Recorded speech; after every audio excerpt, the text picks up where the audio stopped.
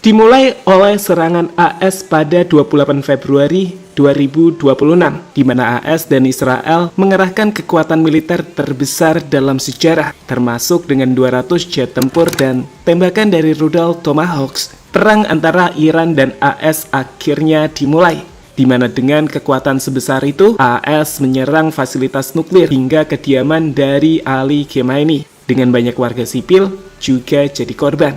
Terkhusus saat terdapat serangan yang juga mengarah ke sekolah dasar. Iran sendiri langsung meresponnya.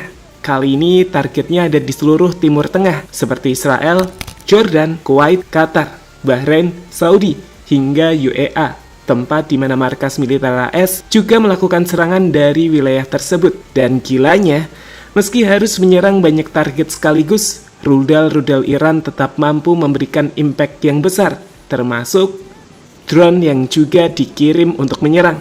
Bahkan dalam sebuah momen, kalian bisa melihat bagaimana rudal Iran tak mampu dicegat sistem pertahanan udara, dan sebaliknya malah menghancurkan markas besar AS di Qatar.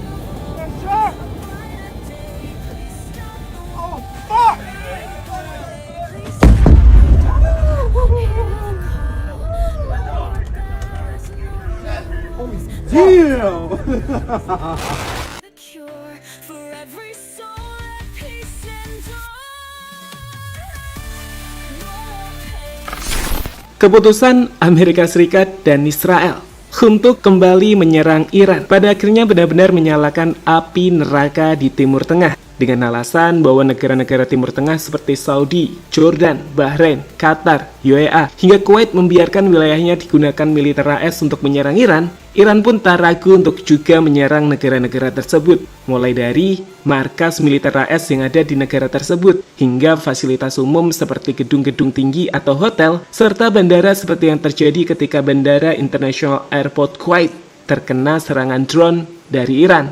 Ya, meski mereka memiliki senjata canggih bernilai jutaan dolar Amerika Serikat sebagai sistem pertahanan udara, pada akhirnya sistem itu tetap gagal sepenuhnya menghentikan serangan dari Iran, seperti saat drone Shahed Iran ini menghantam kubah radar di markas besar Angkatan Laut AS, NSA, di Bahrain, dengan banyak target sukses dikenai dengan tepat sasaran. Sekarang, lihatlah sebuah video yang menunjukkan rudal Iran menghantam pusat kota Tel Aviv berikut ini.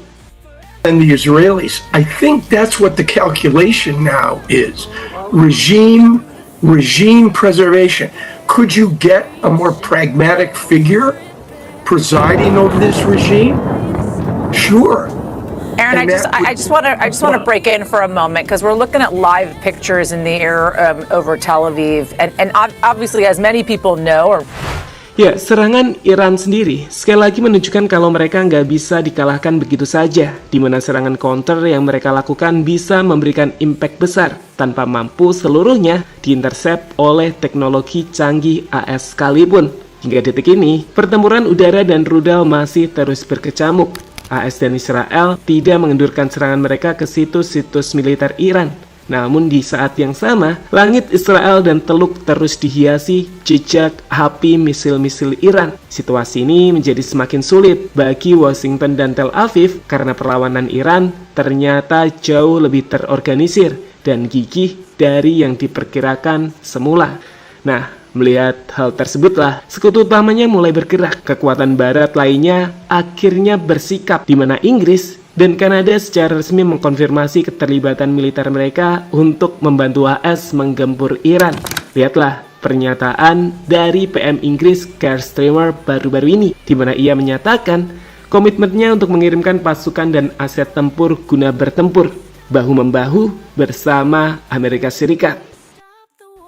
Earlier this morning, the United States and Israel struck targets in Iran. Ya, di situ sekali lagi Keir Starmer mengatakan pesawat-pesawat Inggris berada di langit sebagai bagian dari operasi pertahanan regional terkoordinasi untuk melindungi sekutu mereka setelah AS dan Israel menyerang Iran.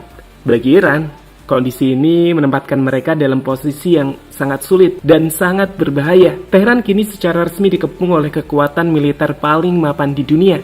Sederhananya, menghadapi satu negara adidaya saja sudah sangat berat, apalagi menghadapi aliansi AS, Inggris, Kanada, dan Israel secara serentak. Tapi inilah mentalitas pejuang Iran. Alih-alih gentar, tekanan ini justru memaksa Iran untuk mengeluarkan seluruh kartu mati mereka. Rudal-rudal balistik terus meluncur untuk menembus blokade udara koalisi AS Israel dan sekutunya.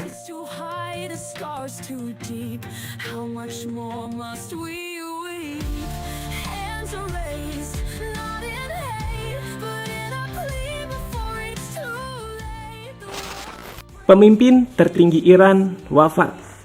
Yes, Sandra, we just got this in literally 2 minutes ago, but Fox News can confirm that Iran's supreme leader, the Ayatollah Khamenei, is dead following Israeli strikes against his compound and location earlier today.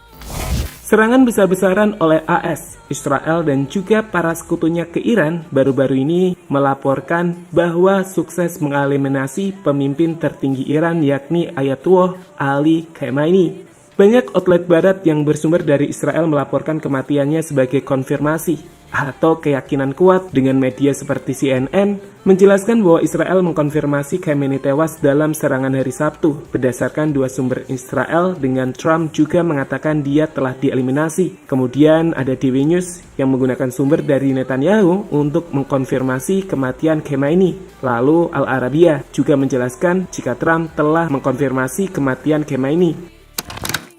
Termasuk media-media lain seperti Fox News, NRP, dan lain-lain. Semua sumber mengkonfirmasinya, dan pada akhirnya konfirmasi langsung juga muncul dari Iran. Media-media di Iran dan rakyat Iran berkabung atas kematian Khamenei tersebut.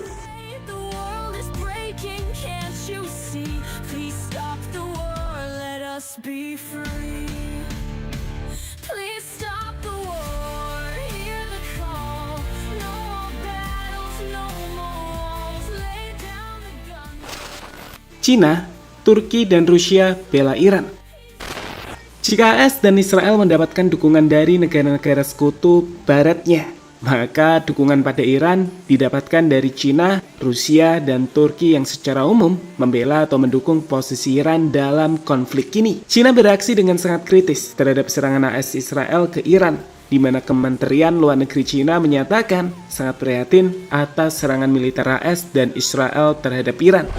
Sementara itu, kecaman keras datang dari Rusia. Kementerian Luar Negeri Rusia menyebut serangan AS Israel sebagai tindakan agresi bersenjata yang direncanakan sebelumnya dan tidak beralasan terhadap negara berdaulat anggota PBB. Mereka pun menilai AS dan Israel bersembunyi di balik isu nuklir untuk mengejar perubahan rezim. Rusia juga memperingatkan bahwa ini bisa memicu bencana kemanusiaan, ekonomi, dan mungkin radiologis dengan jurang eskalasi tak terkendali. Rusia pun juga meminta pertemuan darurat Dewan Keamanan PBB bersama China untuk kecam agresi ini, di mana secara historis Rusia juga punya hubungan militer kuat dengan Iran. Meski sejauh ini belum ada laporan dukungan baru di konflik ini, mereka lebih fokus kritik dan mediasi potensial. Sementara Presiden Turki Erdogan mengatakan bahwa Turki mengutuk keras serangan AS tersebut yang tidak hanya secara jelas melanggar kedaulatan Iran, tapi juga menargetkan perdamaian dan kesejahteraan rakyat Iran yang bersahabat dan bersaudara. Meski pada saat yang sama, dirinya juga menganggap serangan rudal dan drone Iran terhadap negara-negara sahabat di Teluk tidak dapat diterima terlepas dari alasan dibaliknya.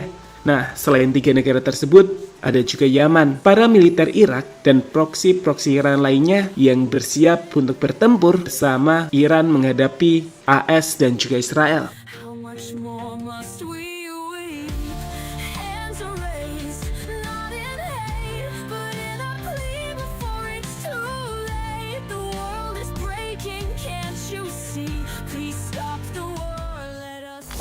Ya, saat ini yang jelas eskalasi yang dimulai pada 28 Februari 2026 ini telah mengubah wajah Timur Tengah menjadi medan tempur paling mematikan dalam sejarah modern.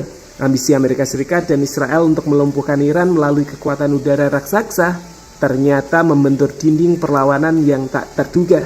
Meski fasilitas nuklir hingga kediaman pemimpin tertinggi Ali Khamenei menjadi sasaran, dengan pemimpin nomor 1 Iran tersebut telah dilaporkan atau dikonfirmasi wafat, namun Iran masih bisa membalas. Tel Aviv pun dalam ancaman besar-besaran. Rudal-rudal Iran menghujami kota-kota di Israel. Dan kini kita masih menunggu apa yang akan terjadi selanjutnya.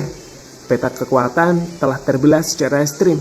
Blok Barat, Inggris, dan Kanada telah membuang keraguan mereka dan secara langsung ikut mengudara untuk berkoalisi dan berkomitmen penuh mendukung sekutu mereka, Amerika Serikat. Di sisi lain, Rusia, Cina ada di sisi Iran. So, kita lihat saja apa yang akan terjadi selanjutnya. Tapi satu yang pasti, perang ini baru saja dimulai.